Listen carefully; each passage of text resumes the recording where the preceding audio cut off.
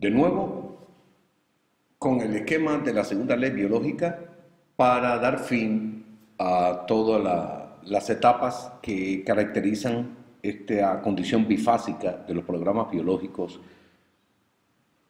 especiales que tienen carácter sensato por parte de la naturaleza. Comienza con el DHS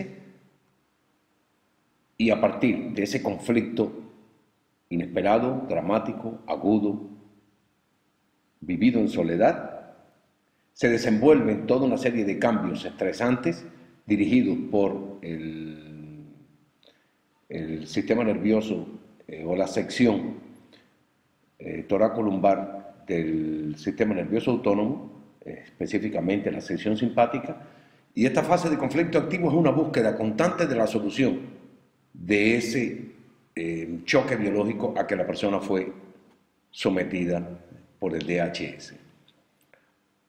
Habiendo solución a este conflicto, entonces estamos en condiciones de iniciar una fase de reparación. Fase de reparación que es un tanto más compleja y que es lo que realmente constituye lo que comúnmente se llama enfermedad. Pero sobre ese tema voy a tratar en la charla posterior a esta. Esto se le llama programa biológico especial y sensato de la naturaleza. Es todo ese programa que se inicia con la fase de conflicto activo y termina al final de la fase de reparación, que justamente es lo que vamos a hacer en la charla de hoy. Y se le ha dado en llamar SBS, que son las iniciales en inglés de este programa biológico especial y sensato de la naturaleza. Significant, Biological and Special. Pues bien, retomando muy rapidito, tenemos que tiene dos fases y por eso es que la segunda ley biológica se denomina como la ley del carácter bifásico de las enfermedades. Repito, donde el término enfermedad está entre comillas porque lejos de ser un proceso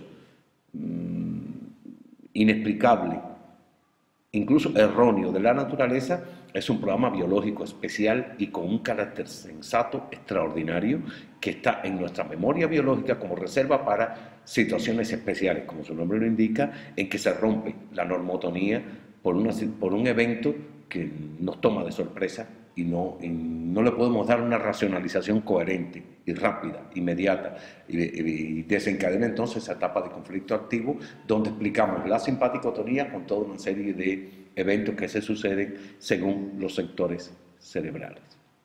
Pues bien, se enuncia esta segunda ley, y ya me imagino que todos ya conocen el enunciado perfectamente, tantas veces que lo hemos repetido, como de que cada programa biológico especial y sensato de la naturaleza, SBS, se despliega en dos fases, pero condición sine qua non, que haya previamente una solución al conflicto. Si no hay solución al conflicto, no se despliega la fase de reparación. Si no se despliega la fase de reparación, la persona se mantiene indefinidamente en la fase de conflicto hasta, bueno, los efectos brutales que lleva consigo el agotamiento por estrés continuado. Pues bien, ya vimos en las charlas anteriores que la fase de conflicto es unívoca, mientras que la fase de reparación tiene tres momentos importantes. La fase de conflicto es conocida con el nombre de fase CA o conflicto activo. Le sigue ya dentro de la fase de reparación posterior a la solución del conflicto la fase post-conflicto lítica, efectivamente el nombre lo dice, posterior al conflicto solucionado, como fase A o exudativa, en que ocurre una acumulación de edema, de líquido, por exudación al interior del foco de Hammer, tanto cerebral como del órgano en específico asociado con el sector cerebral afectado por el colorido especial del DHS que impactó y que mantuvo durante un tiempo específico el despliegue de los cambios simpático-tónicos en la fase de conflicto. Esta fase exudativa ya no es simpático-tónica, es vagotónica, pero es interrumpida un poco de una manera brusca cuando se llega al clímax, al punto crítico de acumulación de edema en los focos de Hammer, tanto del cerebro como del órgano, y se despliega la fase epiléptica o la epicrisis en general como fase epiléptica o epileptoide, siendo la condición de epileptoide la más general aplicable a todos los programas biológicos, a excepción de aquellos asociados con conflictos motores. Mientras que cuando la epicrisis se produce asociada con conflictos motores que a la par involucran estructuras musculares, entonces hablamos de epilepsias con los llamados eventos clónicos, tónicos y tónico-clónicos. Por último, como tercera parte, y ya parte final, que es la que tratamos hoy, de la fase de reparación antes de retornar a la normotonía, condición sine qua non, como había dicho, de que se haya cumplido un programa biológico especial y sensato de la naturaleza, pues está la fase postconflictolítica B o cicatricial. Veamos cómo ocurre esto en un esquema que ya también es conocido por todos y que de las veces que lo vamos a tratar espero que lo puedan hasta ya traer casi como memorizado. El carácter bifásico de la enfermedad, y estamos en la última etapa de la fase vagotónica o parasimpático-tónica, y comienza el proceso justamente con el DHS que desencadenó digamos, la etapa de fase de conflicto activo, fase CA, y esta fase de conflicto activo se ve interrumpida por la conflictolisis, o sea, la solución del conflicto, CL, en el pentágono que está allí colocadito. Esta fase previa o fase inicial es simpaticotónica y una simpaticotonía permanente rompiendo la alternancia simpaticotónica y parasimpaticotónica o vagotónica del biorritmo normal, las llamadas fases diurnas y nocturnas, y sobre la base de la conflictolisis salimos de la simpaticotonía y entramos en un estado de vagotonía. Aquí en este caso, en la fase de conflicto activo, hablamos de fase fría. Las manos están frías, hay una marcada vasoconstricción, o sea, los vasos se contraen, los vasos sanguíneos periféricos, no fluye suficiente sangre, y obviamente los tejidos, o sea, aquellas zonas que están más alejadas del centro, como los miembros, se enfrían. Por eso es que se le llama fase fría. Esta fase de estrés o fase fría o fase simpaticotónica o de simpaticotonía permanente se ha dado en llamar fase de conflicto activo. Solucionado el conflicto, como ya pusimos el pentágono con las letras CL, conflictolisis, se inicia la fase vagotónica con la primera etapa o fase postconflictolítica A. Esta fase postconflictolítica A, o sea, posterior al conflicto A, es de tipo exudativa. Y esta condición exudativa se basa justamente en que se produce una acumulación de edema, de líquido, por eso también se le llama fase edematosa. Se acumula una buena cantidad de líquido en los focos de Hammer, tanto de los centros cerebrales como de los órganos que se corresponden con estos centros cerebrales. Pasada esta etapa, estamos en vagotonía, entramos en una vasodilatación dentro de la fase postconflictolítica A o exudativa, entramos en una vasodilatación normada o signada por el sector cráneo-sacral de la respuesta autonómica, es decir, el sistema nervioso parasimpático o vagotónico. Pues a partir de allí hay un punto crítico en que se produce la acumulación de ese líquido en los focos de Hammer. Este punto crítico se torna en una suerte de vuelta rápida, veloz, vertiginosa hacia la simpaticotonía, pero ahora es parcial, ya no es permanente. ¿Por qué? Porque estamos en el medio de una fase vagotónica, en el medio de una fase caliente, pero esta etapa intermedia, que se ha dado en llamar postconflictolisis de epicrisis, PCL, EP, ahí lo vemos, se caracteriza por una crisis epileptoide o epicrisis. CE es crisis epileptoide o epiléptica. Pues bien, a partir de esta crisis hay que un retorno a la simpaticotonía dentro de la vagotonía o fase caliente, es lo que se le llama días fríos. Se caracteriza por escalofríos, ataques de pánico, de miedo, vómitos, náuseas, desmayos. La cantidad de eventos es impresionante. Hay una significación muy peculiar. Cuando estos eventos ocurren a nivel del tejido muscular e involucrando obviamente respuestas cerebrales de carácter motor o sectores cerebrales de carácter motor, estamos en presencia de una crisis epileptoide.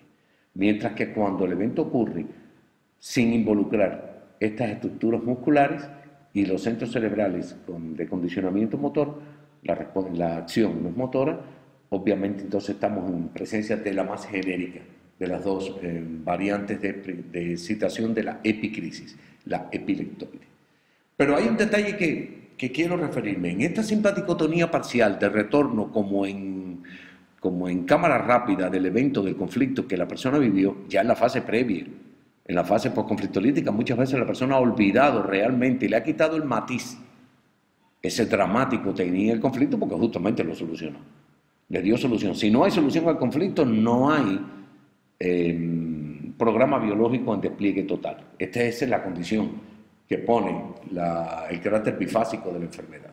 Pues bien, o sea, la segunda ley biológica. Pues bien, en esta etapa ocurrió un punto crítico de acumulación de edema, de líquido en los focos de Hammer cerebral y del órgano. Aquellos círculos concéntricos que conformaron el foco de Hammer en la etapa de conflicto activo comienzan a hacerse difusos. Se va llenando de líquido el foco de Hammer en ambos sectores, tanto cerebral como del órgano o parte particular, del tejido en particular. Y comienza la llamada fase urinaria o crisis urinaria, crisis de micción.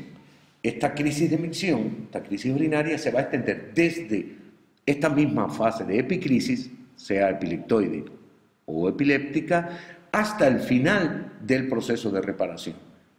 Y a esta segunda etapa del proceso reparador se le haya dado en llamar fase postconflictolítica B, es decir, posterior al conflicto, a la solución del conflicto, mejor dicho, y B, condición que termina la llamada fase vagotónica, porque aquí estamos de vuelta hacia la vagotonía, de vuelta hacia la fase caliente del proceso.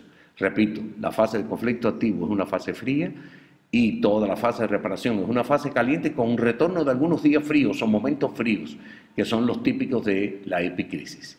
Pues bien, la fase postconflictolítica A y la fase postconflictolítica B son prácticamente muy similares en cuanto a que la respuesta vagotónica le da colorido a esta etapa del proceso.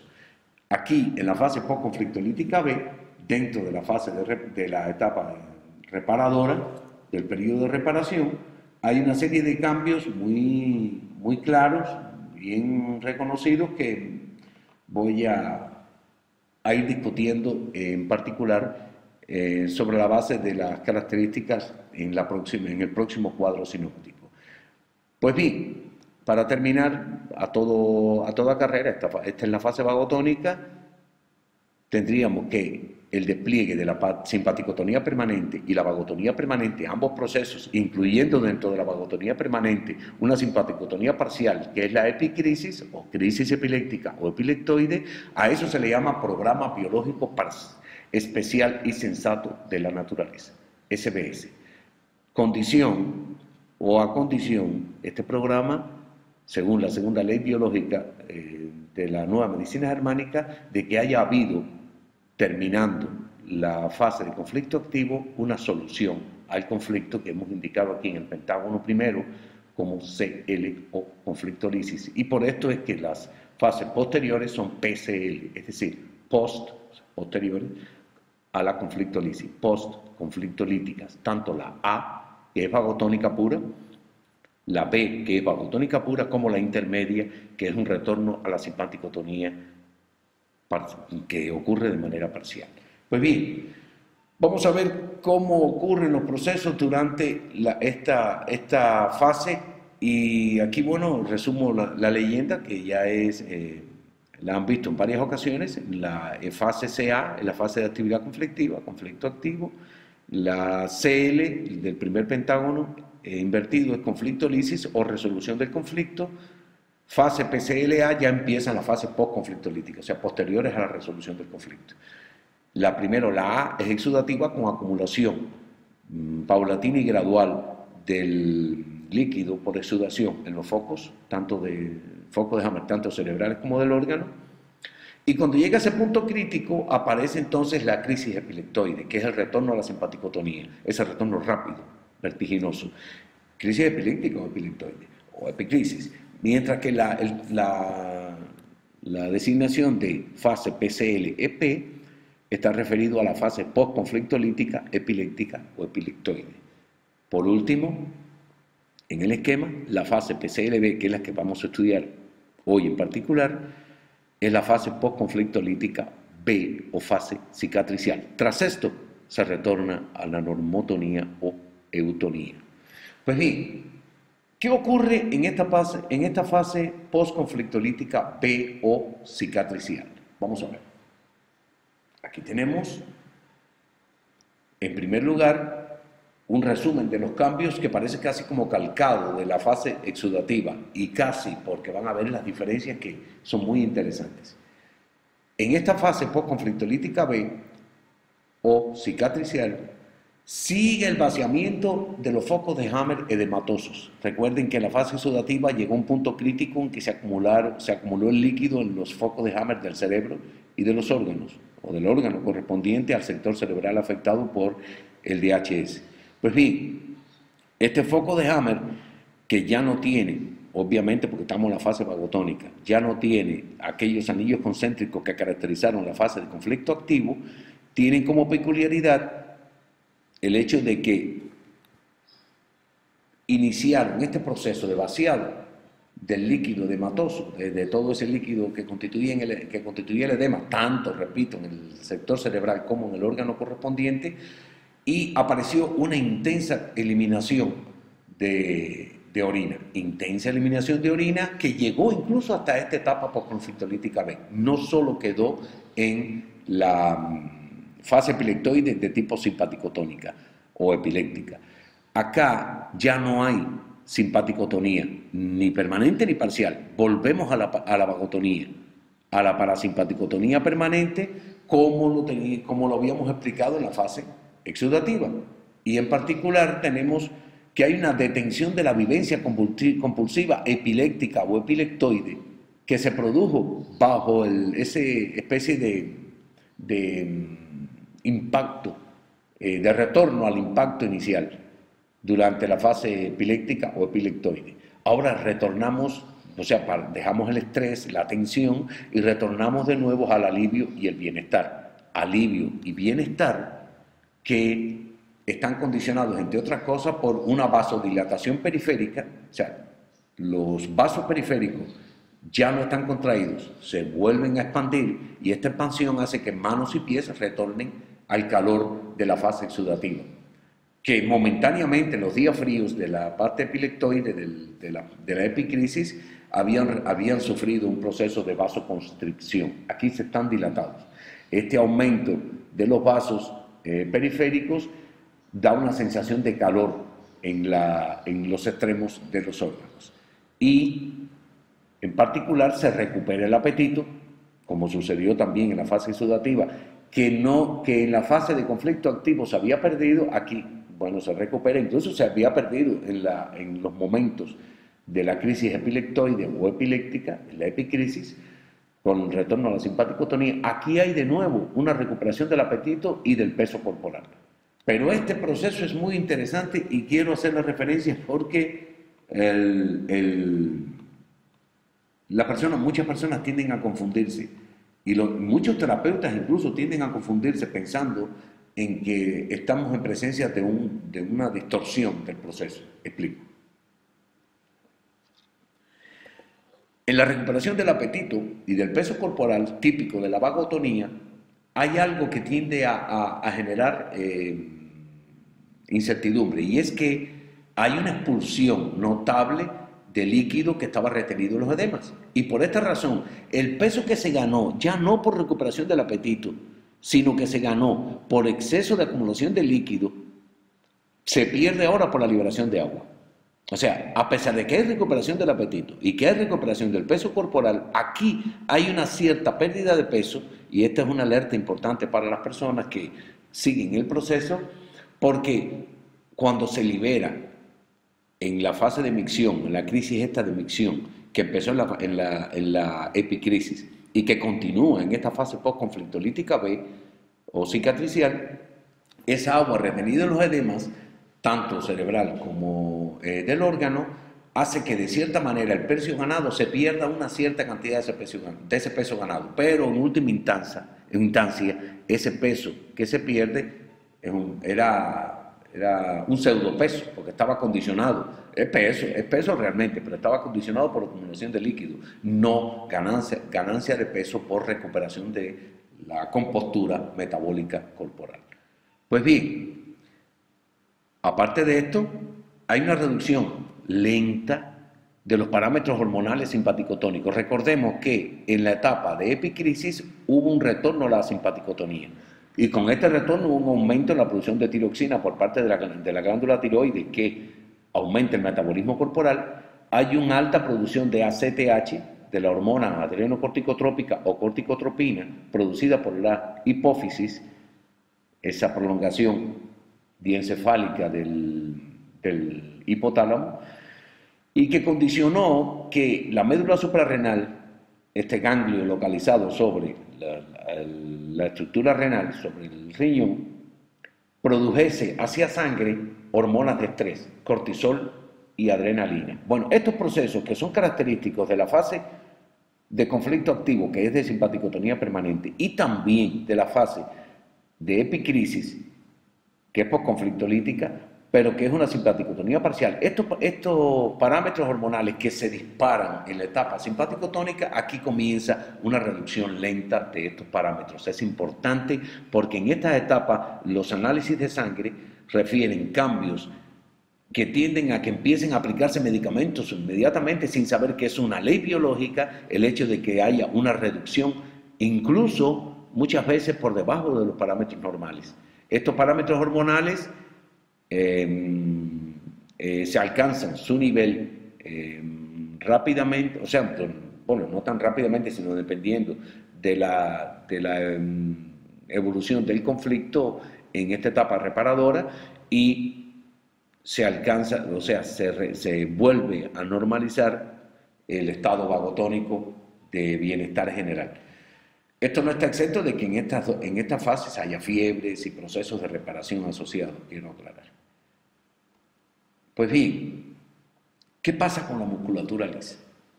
Aquí es importante hacer la aclaración porque la musculatura lisa, por lo general, aumenta o se incrementa en masa durante la crisis epiléptica.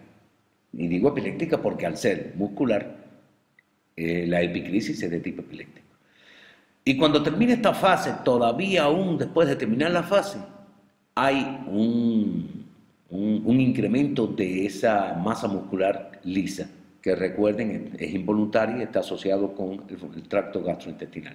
En este tiempo hay un peristaltismo incrementado de la musculatura intestinal, y esto conduce a la aparición de diarreas necesarias y obligatorias, y que muy equivocadamente muchos terapeutas tienden a eliminar y a distorsionar el proceso natural del despliegue del programa biológico especial y sensato de la naturaleza. Después, posteriormente a esta fase, ya habrá una normalización. Ya en el final de esta fase hay una normalización paulatina de este peristaltismo con la desaparición espontánea de esas diarreas que ya no son necesarias. En cuanto a la musculatura estriada, se produce una restauración de la función muscular porque ya pasó la crisis epiléptica. Estos son los eventos que ocurren básicamente en la vagotonía de la fase postconflictolítica. Sin embargo, hay algo que queda como un poco que quizás ustedes me digan, hay algo colgando por acá. Y es que, voy a recordar, durante la fase de conflicto activo, habíamos sido muy enfáticos aclarando que en la primera etapa, o sea, según el sector, en esa primera etapa, según el sector cerebral involucrado, sea paleoencefálico o neoencefálico, pues se sucedían una serie de cambios en la fase de conflicto activo. Recordemos, en la fase de conflicto activo, en esa etapa simpaticotónica permanente que se está buscando de una manera muy importante, muy veloz, muy intensa. No es veloz, es intensa. De una manera muy intensa, la solución del conflicto, pues en esta etapa, si el conflicto trabajó o actuó, el impacto ocurrió sobre sectores cerebrales paleoencefálicos, como por ejemplo el tronco cerebral, y no sé si recuerdan, ahí teníamos el tallo cerebral y el cerebelo. Si impactó sobre estos sectores, hubo formación de tumores en la fase de conflicto activo. Hubo proliferación celular. Después lo vamos a estudiar, no es necesario memorizar esto, es solo para recordar. Y en el caso de que fuese mesencefálico, el proceso ocurría también de una manera más o menos similar. Pero en cuanto al neoencéfalo, la médula blanca, o la médula cerebral, la sustancia blanca, sufrió durante la fase de conflicto activo, sufrió una necrosis. Mientras que durante esta fase de conflicto activo, si lo que fue afectado fueron sectores cerebrales del neoencéfalo asociados con la corteza cerebral, hubo dos respuestas en esta fase. Una, o hubo úlcera o hubo disfuncionalismo. O sea, se produjeron úlceras o se produjo una alteración funcional. En el caso de alteración funcional, por ejemplo, es el caso, como vemos en la diabetes, en la hipoglicemia que citamos en el ejemplo de aquella tabla. Pues bien, ok, el cuadro sinóptico. Pues bien, ahora en esta etapa postconflictolítica, que también se llama cicatricial, lo que ocurre es la aparición de una cicatriz que restituye las estructuras porque se destruyen en esta fase toda de reparación, se han destruido. Aquellos tumores que se formaron sí era de origen tallo encefálico o tronco encefálico y cerebeloso. Incluso hay un relleno de las necrosis que se produjeron, las muertes, destrucción de tejido que se produjeron si el conflicto fue de tipo neoencefálico, específicamente de la médula blanca, de la corteza cerebral.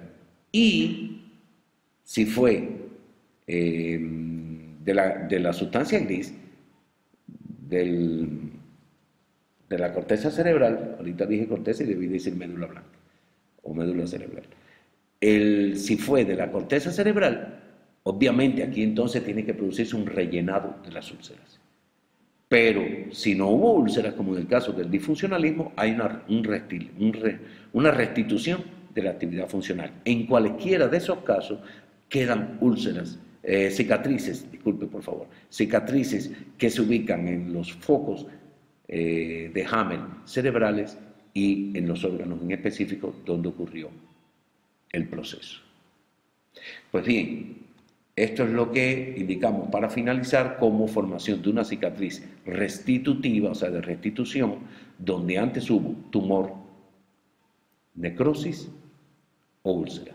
Tumor en las estructuras paleoencefálicas, necrosis en las estructuras de tipo neoencefálicas de la médula blanca, de la médula cerebral, y úlceras en el caso de la corteza cerebral o sustancia gris. Estamos ya en condiciones, hemos terminado la fase de reparación, se supone que el cuerpo ha restablecido el balance a través de la actividad del programa biológico especial y sensato de la naturaleza, SBS, y en estas dos fases, tanto en la fase de conflicto activo como en la fase de reparación, ha ocurrido todo un conjunto de eventos que voy a empezar a darle nombre en la próxima charla, que resumirá todos estos aspectos que hemos descrito hasta ahora. Así que, en general, tuvimos, para resumir rápidamente, una fase de conflicto activo y una fase de reparación.